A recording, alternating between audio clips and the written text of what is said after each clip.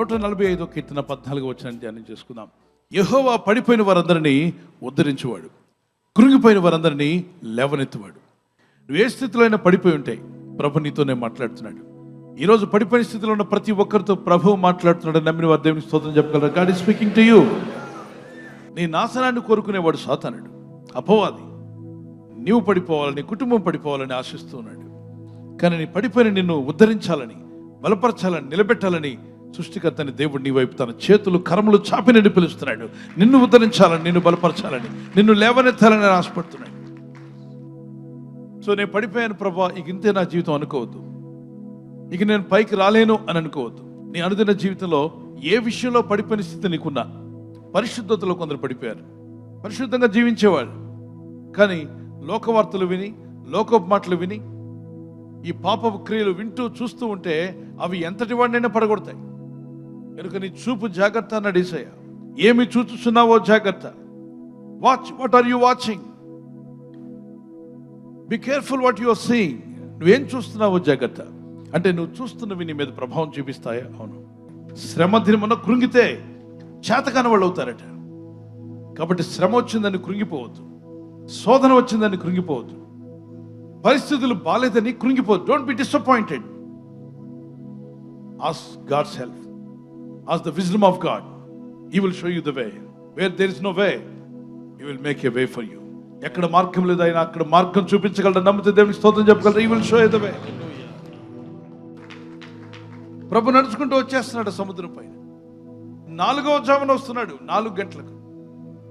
శిష్యులు భయంతో ఉన్నారు. ఒడ్డు చేరలేమేమో, చనిపోతామేమో, మా కుటుంబస్తులకు మేము చేరలేమేమో, మా కుటుంబం చూడలేమేమో కుటుంబాన్ని. ఇంత భయంతో ఉన్న వారిని విడిచిపెట్టలేదు యేసయ్య. ప్రభు ఒక మాట అన్నాడు, భయపడకం. ఏమన్నాడు చూద్దామా? ఈరోజు నీతో నాతో అదే అంటున్నాడు యేసయ్య. వెంటనే యేసు ధైర్యం తెచ్చుకున్నాడు అన్నాడు. ధైర్యం తెచ్చుకోమంటున్నాడు. సహోదర సహోదరి, నీతో నాతో ప్రభు చెప్తున్నాడు, ధైర్యం తెచ్చుకో. Be bold, don't be afraid of your situations. నీ పరిస్థితులు చూసి భయపడక. ఉద్యోగం లేదని, వ్యాపారం లేదని, ఆరోగ్యం లేదని, ఇంటి వారి సహాయం లేదని, చుట్టూ ఉన్నవారు నాకు తోడుగా నిలబట్టలేదని దేనికి భయపడద్దు. ధైర్యం తెచ్చుకో. దేవుడు మిమ్మల్ని చేయి విడవడు. విశ్వాసం ఉంచి ప్రార్థించండి.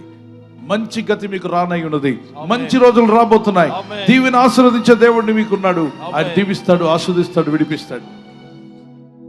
నువ్వు భయపడ్డావా? అనేక విధాలుగా నిన్ను కృంగదీయడానికి ప్రపంచం అంతా ఎదురు చూస్తుంది. అందుకే ప్రభు అన్నాడు, ధైర్యంగా ఉండవు, దేనికి భయపడదు. 360 సార్లు పరిశుద్ధ గ్రంథంలో ప్రభు అయిన దేవుడు తన పిల్లలకు, తన కుమార్తెలకు ప్రభు చెప్పిన మాట, be bold, be bold, be bold. ధైర్యంగా ఉండు, ధైర్యంగా ఉండు. చెప్పండి ఒకసారి బైబిల్ పైకి.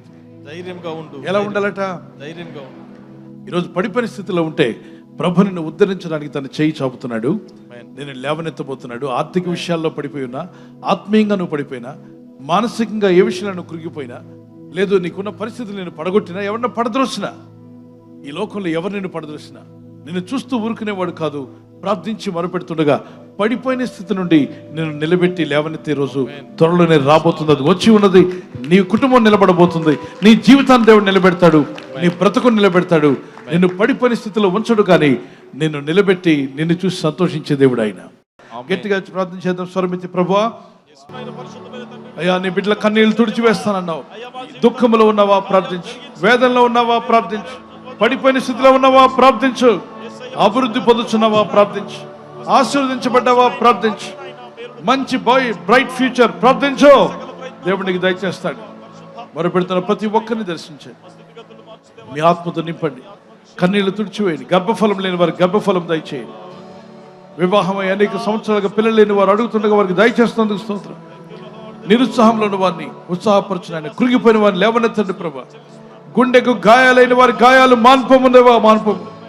ఈ రాత్రి నెమ్మదితో పండుకొని సురక్షితంగా కాపాడబడినట్లుగా నీ అగ్ని కంచి వేసి మమ్మల్ని కాపాడండి. మీ చిత్తములో కొనసాగే కృప అందరికీ దయచేయమని యేసుక్రీస్తు ప్రశస్త నామములో వీరందరికీ చక్కని నిద్ర దయచేసి తెల్లవారు లేచి కృపను మాకిమ్మని క్రీస్తు నామములో అడిగి వేడుకుంటున్నామా పరలోకపు తండ్రి. ఆమేన్, ఆమేన్. ఈ వాగ్దాన్ని మీతోనే ఉంచుకోకుండా లైక్ చేయండి, షేర్ చేయండి. అనేకులు ఈ యొక్క ఛానల్ సబ్స్క్రైబ్ చేసుకోమని తెలియపరచండి. సబ్స్క్రైబ్ చేయని వారు కూడా సబ్స్క్రైబ్ చేయండి. Good night. God bless you.